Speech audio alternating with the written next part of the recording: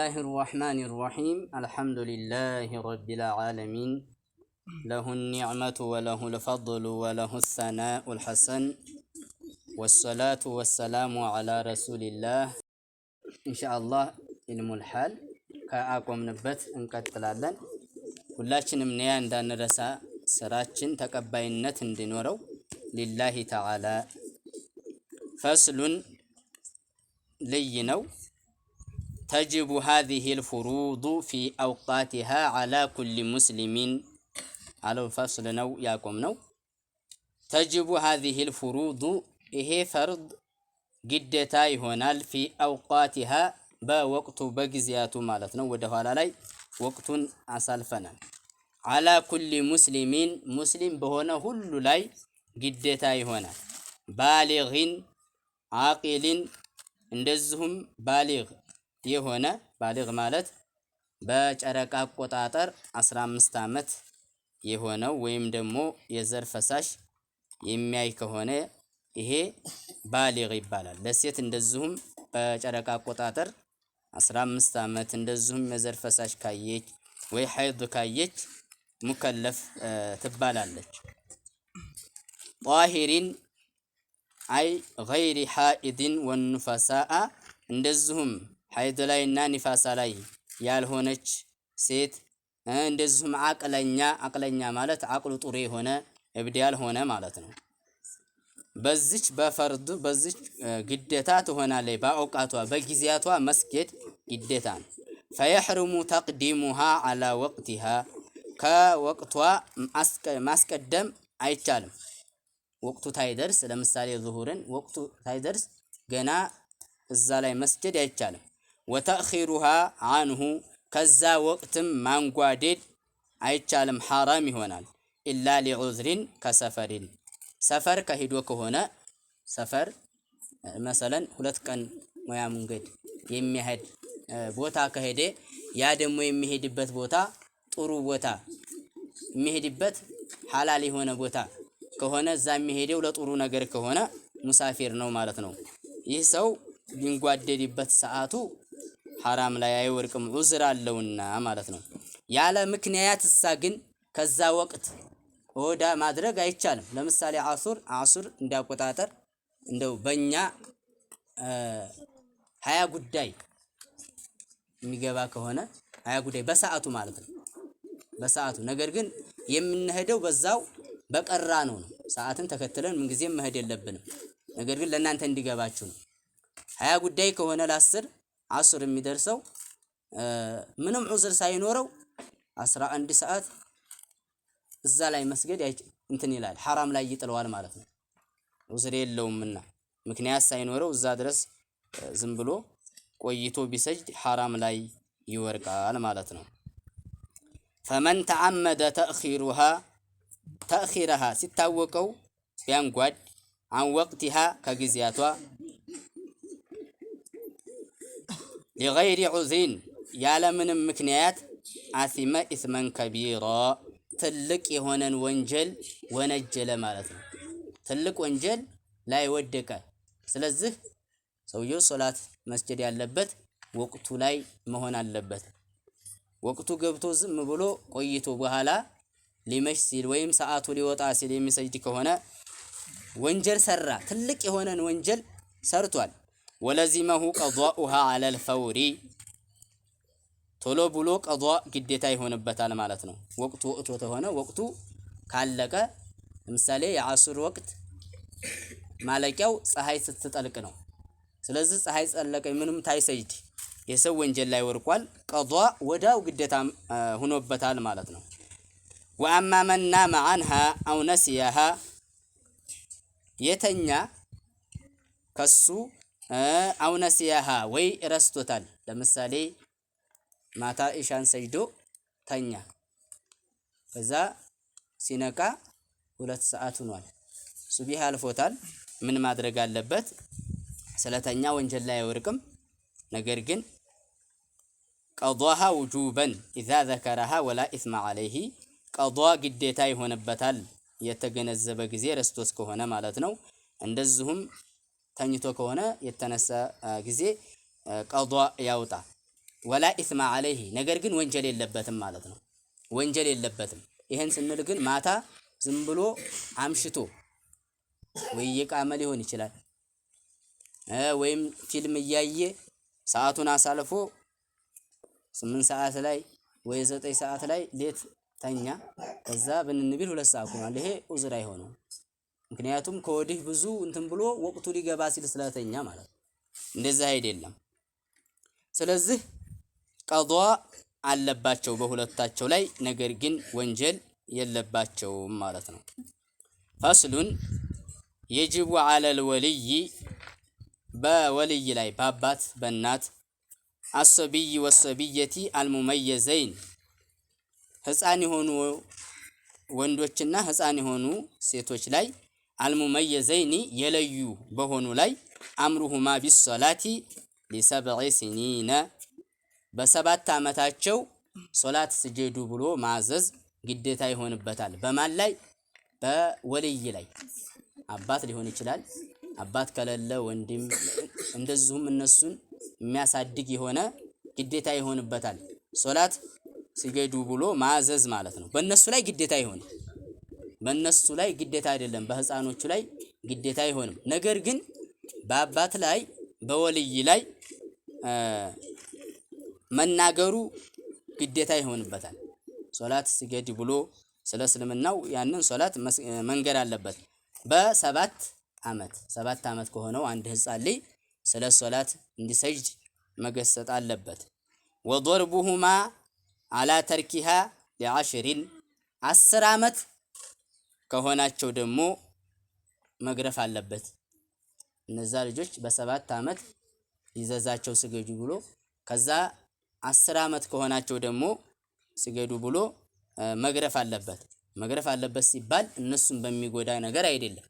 እነሱን በሚጎዳ ሳይሆን ልክ ይሄ ነገር ስለ ሶላት ያላቸውን እንዲረዱ የተወሰነ እነሳቸውን መገሰጫ ቀድር ይግረፋቸው ማለት እንጂ መምታት ፈቅዷል ብሎ መምታት አይችልም። ስለዚህ 10 ዓመት ከሆናቸው እንዲሰግዱ መንገድ ግዴታ ይሆንበታል። ወየጅቡ ዐለይሂ አይዶን ተዕሊሙሁማ እንደዚሁም ግዴታ ይሆንበታል በወልይ ላይ በአሳዳጊ ላይ ማለት ነው። ተዕሊሙሁማ ሚነል ዐቃኢዲ ከእምነት ማስተማር አለበት። ስለ ተውሂድ ያስተምራቸው ማለት ነው።